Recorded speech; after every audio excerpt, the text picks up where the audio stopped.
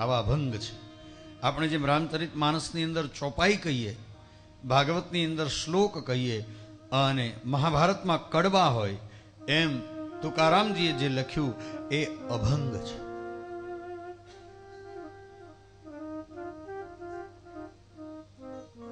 અને એ અભંગ આપણા જીવનમાં જન્મથી લઈ અને મૃત્યુ સુધીની દરેક બાબતોને સ્પર્શ કરતા છે.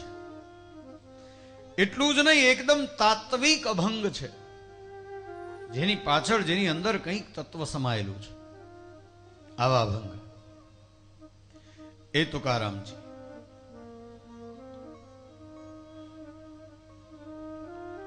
એ તુકારામજીને લોકોએ શીતલ સંતનું બિરુદ આપેલું. શીતલ સંત એટલે કોઈ દિવસ જેને ક્રોધ ન આવે, આ શીતલ, ગુસ્સો ના આવે.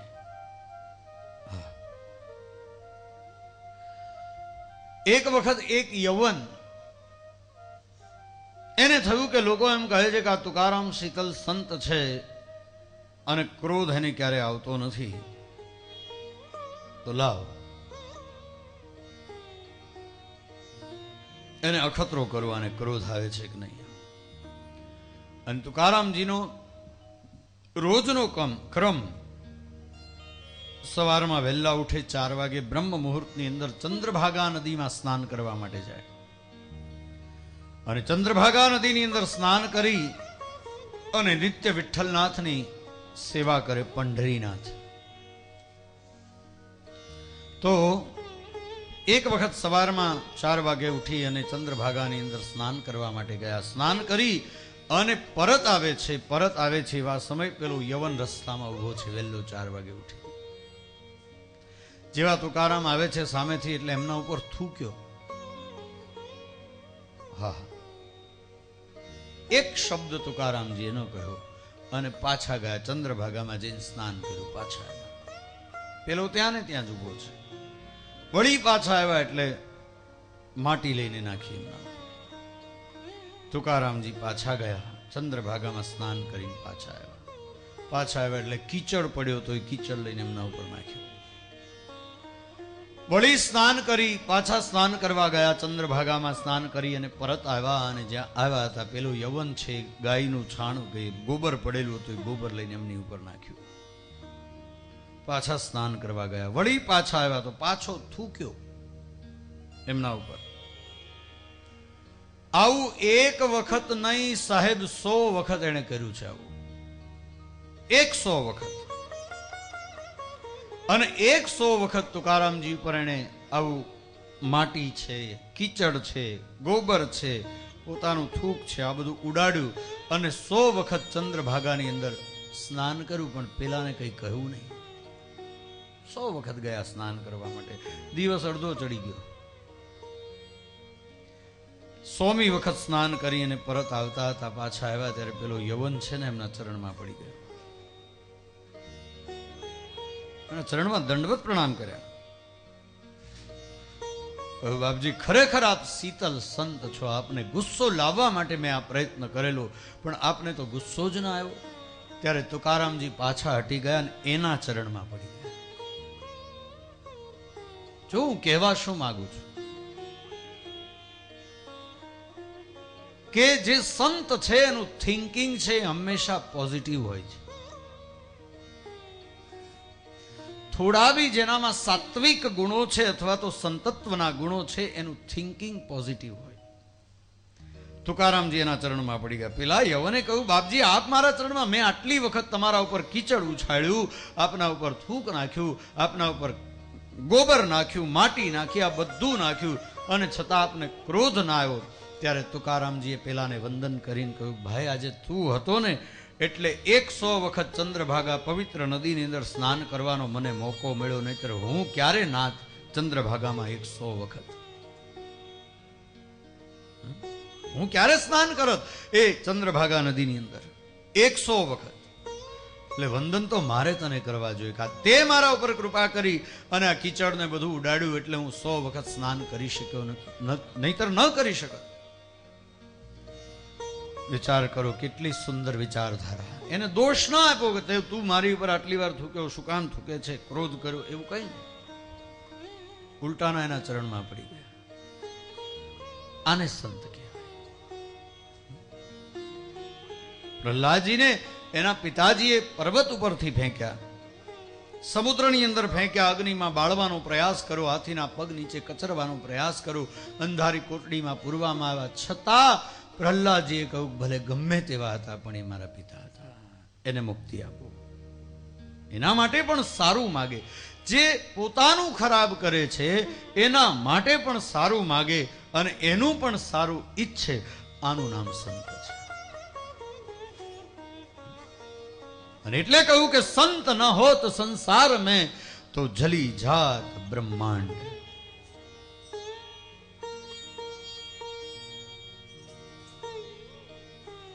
બધું આ ભોગવી અને સંતત્વને પ્રાપ્ત કરી શકાય છે, એમને સંતત્વ નથી મળતું. હા,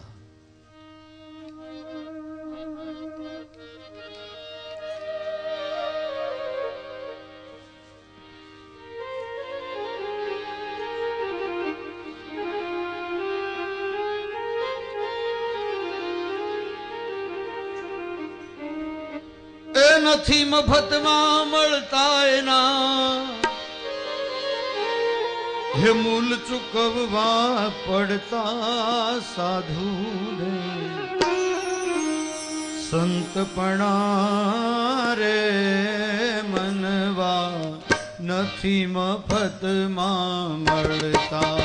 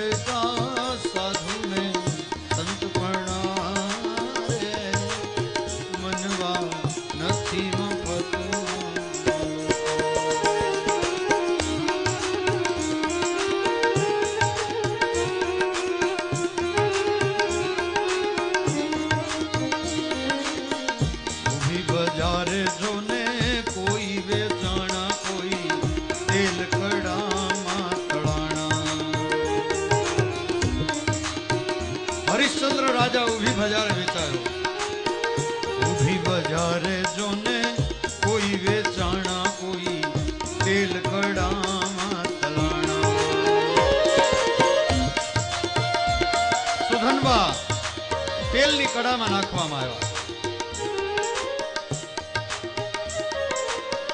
ઘરની નારીને દાનમાં દેતા, ઘરની નારીને દાનમાં દેતા, દિલ જેના નવ ડરતા સાધુને સંતપણા રે મનવા નથી મફતમાં મળતા.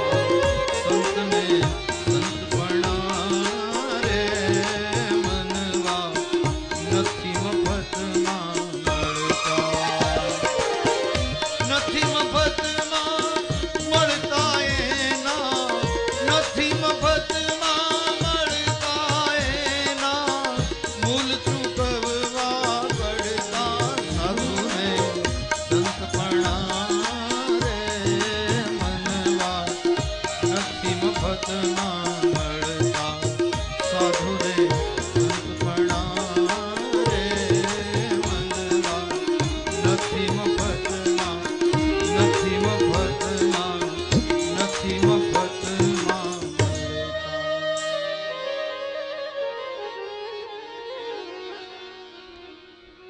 ઊભી બજારે જોને કોઈ વેચાણા, કોઈ તેલ કડામાં તળાણા. હરિશ્ચંદ્ર રાજાએ પોતાની સ્ત્રી અને પોતાના પુત્રને વેચ્યો, એટલું જ નહીં પોતે પણ જાતે વેચાઈ ગયા.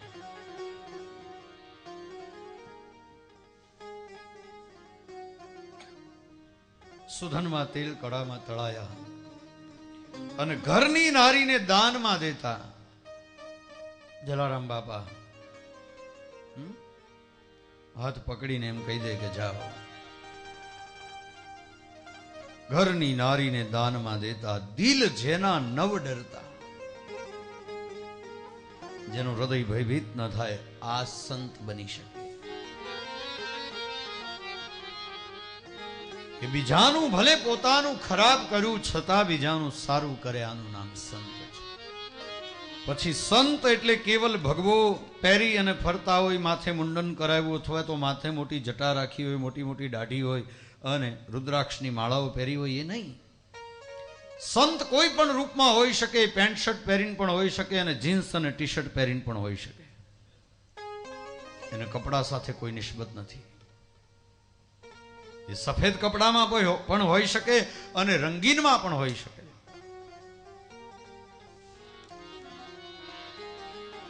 જેને કેવલ બીજાનું શ્રેય થાય, બીજાનું ભલું થાય, આમાં રસ છે, આનું નામ સંત છે. આજ પ્રહલાદજીએ પોતાના પિતાને માટે માગ્યું કે મારા પિતાને મુક્તિ આપો. ત્યારે ભગવાન કહે છે, પ્રહલાદ એક વાત કહું? કહું પ્રહલાદ, તારા જેવો સંત બહુ રિપીટ થાય.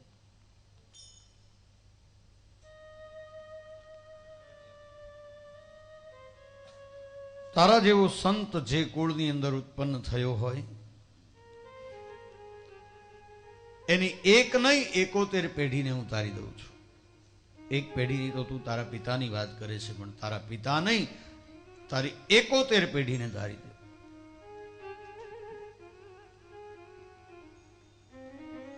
અને એટલે તો નરસિંહ મહેતાએ કહેવું પડ્યું કે ભણે નરસૈયો તેનું દર્શન કરતા, કુળ 71 તાર્યા. આવા સંત, આવા ભગવાનના જે પરમ ભક્ત જે વંશની અંદર ઉત્પન્ન થાય, એની 71 પેઢી તરી જાય. 71 પેઢીના પિતૃ ગમે તે યોનિની અંદર ગયા હોય, ત્યાંથી એને ભગવાન મુક્તિ આપી દે છે.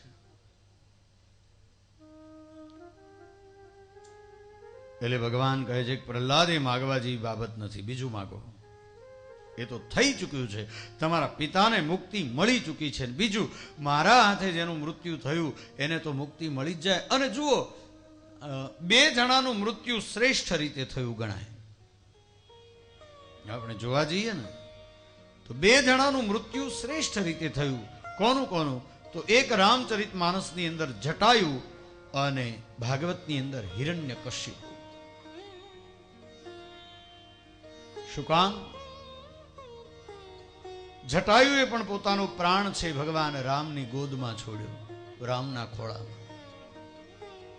અને હિરણ્યકશ્યપનું મૃત્યુ પણ ભગવાનની, નરસિંહ ભગવાનની ગોદમાં થયું, એના ખોળામાં. તો આનાથી શ્રેષ્ઠ મૃત્યુ કયું હોય કે જે ભગવાનની ગોદમાં મરવા મળે? આવું તો ભાગ્ય હોય તો જ બની શકે, નહીં તો ન બની શકે.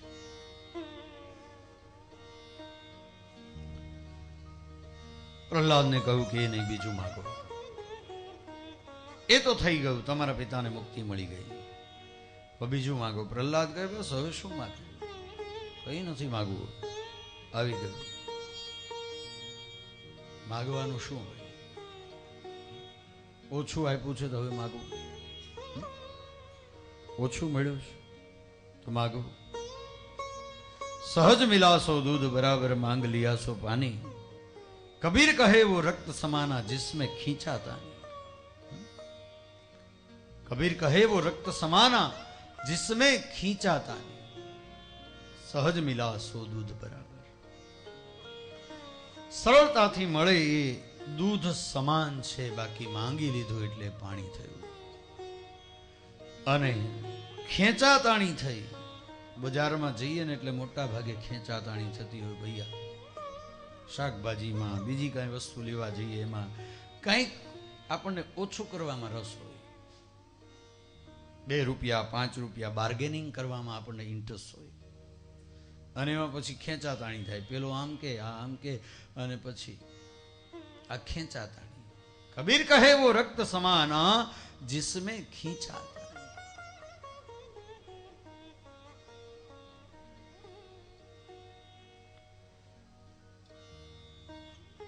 અને ખેંચાતાણી થઈ રક્ત સમાન જ હોય એને વસ્તુને ઘરે લઈને જઈએ લાંબી ચાલે નહીં પછી, કારણ કે બાર્ગેનિંગ એ જ વસ્તુમાં થાય જે તકલાદી અથવા તો નકલી હોય. બાકી અસલ વાળો એમ કે અહીંયા ભાવ નહીં થાય, જોઈતો એટલો ન જોઈતો હોય તો બીજી દુકાને જાવ, અહીં નહીં થાય ભાવ. તો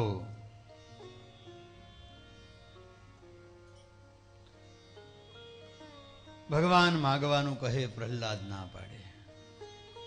જો કેવી બંનેની વચ્ચે ખીચાતાણી થઈ રહી છે. ભગવાન માગવાનું કહે ને પેલો ના પાડે.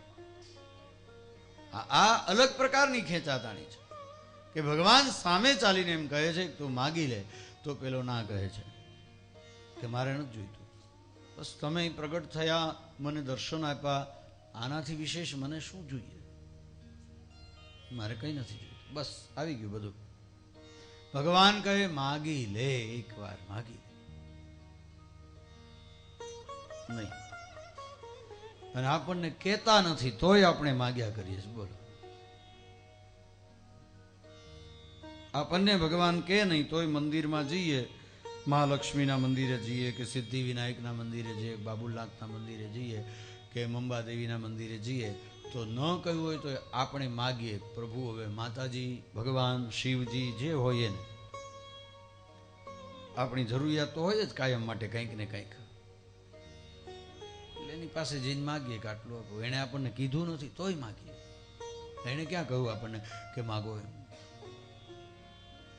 છતાં માગીએ. માગવાની જરૂર નથી. એને ખબર છે ક્યારે તમારે કઈ વસ્તુની આવશ્યકતા છે, સમય સમય પૂરી કરે છે. जो पहले दिया है वही कम नहीं है, वो बोझा उठाने के काबिल नहीं.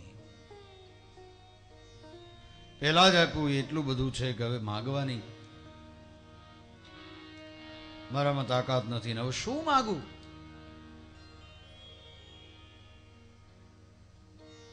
એક કવિએ તો કહ્યું ભગવાનને કે સજદા કરું, શિકવા કરું યા ગીડગીડાવું. सजदा करूं, शिकवा करूं या गिड़गिड़ाऊं, गर यूं दे तो सारी कायनात मुझे नहीं चाहिए. गर यूं दे तो सारी कायनात मुझे नहीं चाहिए. गर वो अता करे तो जहन्नुम भी है बहिश, लेकिन मांगी हुई नजात मुझे नहीं चाहिए.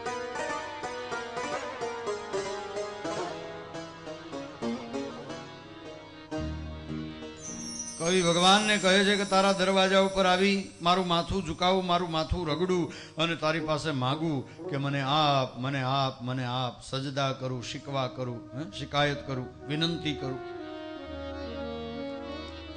આવી રીતના દે તો સારી કાયનાત. એને કાયનાતનો અર્થ છે સ્વર્ગ.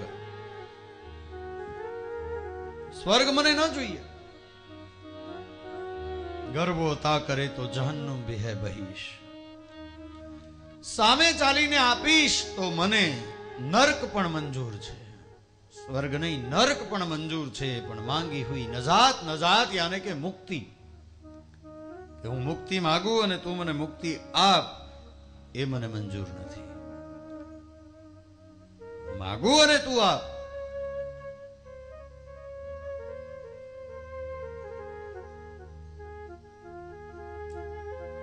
બાકી તો મને ખબર છે કે હું માગું તો તું આપી દઈશ. બે આંખ છતાંય પામું નહીં, અરે પ્રભુજી દર્શન તારા.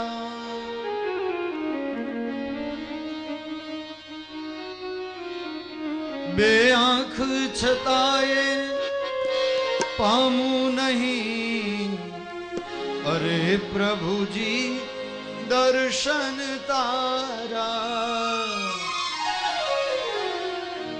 ये आँख न होए बरोबर छे, ये आँख न होए बरोबर छे.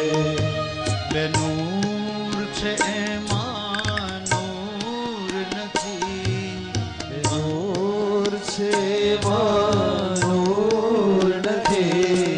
બે હાથ જો મારા ફેલાવો તો તારી ખુદાઈ દૂર નથી.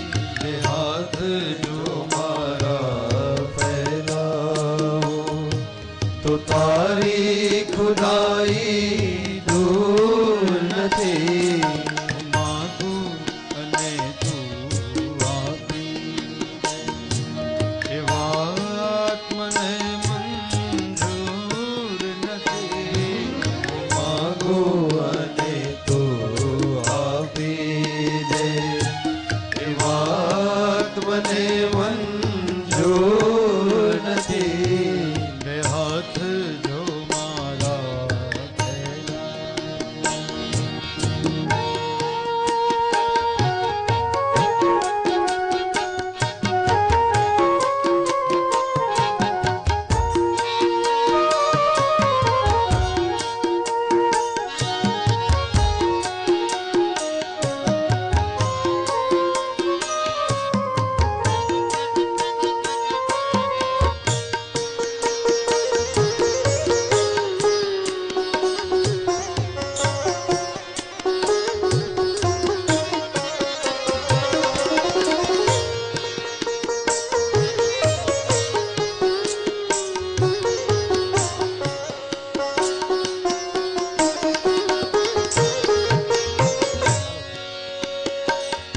આ જુલ્મ સિતમની વાત સુણી લીધા છે દિલાસા દુનિયાએ.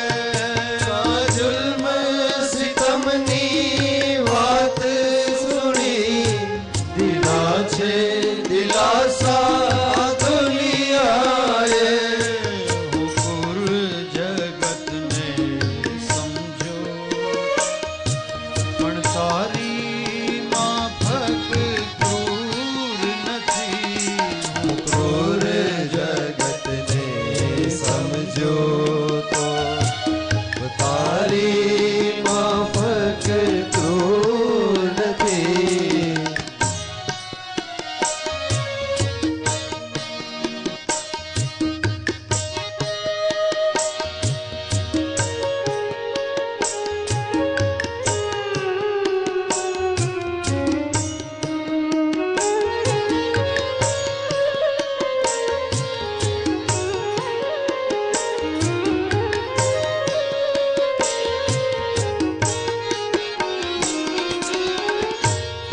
કવિ કહે છે કે હું માગું અને તું આપી દે એ વાત મને મંજૂર નથી. બે આંખ છતાંય પામું નહીં અરે પ્રભુજી દર્શન તારા. બે આંખ છતાંય પામું નહીં અરે પ્રભુજી દર્શન તારા. તો પછી આંખ ન હોય એ બરોબર છે, આંખની શું જરૂર છે?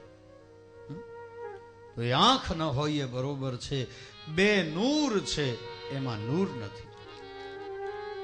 જો ભગવાનનું દર્શન આપણી આંખો ન કરી શકતી હોય તો એ બે નૂર છે, નૂર વગરની.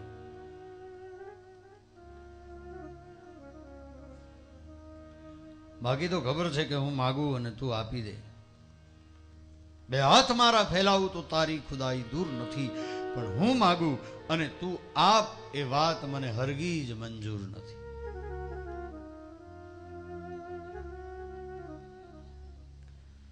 તો અહીં પ્રહલાદને માગવાનું કહ્યું તો પ્રહલાદ કહે છે કે મને પણ મંજૂર નથી, હું માગું અને તું આપે. બસ તારી ભક્તિ કરી અને ભક્તિ કરો પાતાલ મેં તો પ્રગટ હોય આકાશ દાબી દુબી ના રહે યું કસ્તુરી કી બાસ. ભક્તિ એવી કરીએ કે ભગવાનની પાસે માગવું શું પડે, માગવાની જરૂર ન પડે. હા, વગર માગે મળે, માગવાની આવશ્યકતા નથી. નરસિંહ મહેતાએ ભગવાનની પાસે કંઈ નહોતું માગ્યું, પણ એવી ભક્તિ કરી, એવી ભક્તિ કરી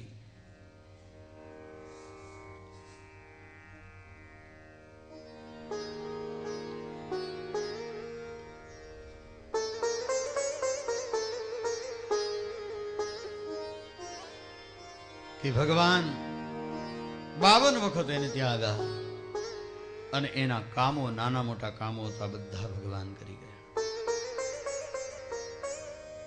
क्या मांगे? जो पहले दिया है वही कम नहीं है, फिर क्या मांगे?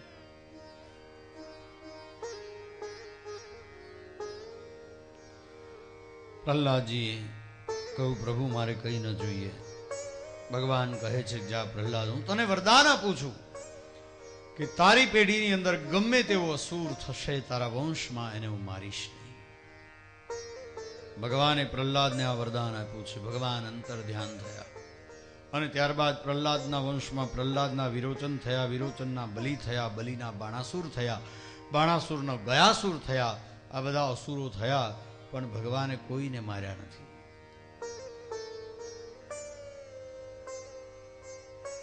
કોઈને ભગવાને ન માર્યા. એ પ્રહલાદ ચરિત્રની કથાનું વર્ણન કર્યા પછી યુધિષ્ઠિર અને નારદનો સંવાદ, અને એ સંવાદની અંદર ગૃહસ્થ, સંન્યાસ, વાનપ્રસ્થ અને બ્રહ્મચર્ય આ ધર્મોનું દર્શન કરાયું છે. બ્રહ્મચર્ય, ગૃહસ્થ, વાનપ્રસ્થ અને સંન્યાસ, આ 4 આશ્રમો મારા અને તમારા જીવનના, એ જીવનના આશ્રમોનું દર્શન કરાવી અને 7મા સ્કંદને વિરામ આપ્યો. 7મ स्कंद रूपी वांग्मय पुष्प आइए भगवान के श्री चरण में समर्पित करते हैं. कायेन वाचा मनसेन्द्रियैर्वा बुद्ध्यात्मना वा प्रकृते स्वभाव करोमि यद्यत् सकलं परस्मै नारायणाय समर्पयामि. नारायणाय समर्पयामि. 7મો સ્કંદ ભગવાનના ચરણમાં સમર્પિત કરી અને 8મા સ્કંદની અંદર પ્રવેશ કરીએ. 8મ સ્કંદ એનું નામ છે મન્વંતર લીલા. દક્ષિણ વક્ષસ્થળ યાને કે જમણી છાતીનો ભાગ છે ભગવાનનો, અને એની અંદર સ્વયંભુવસ્યેહ ગુરુ વંશોયમ વિસ્તરાત શ્રુતઃ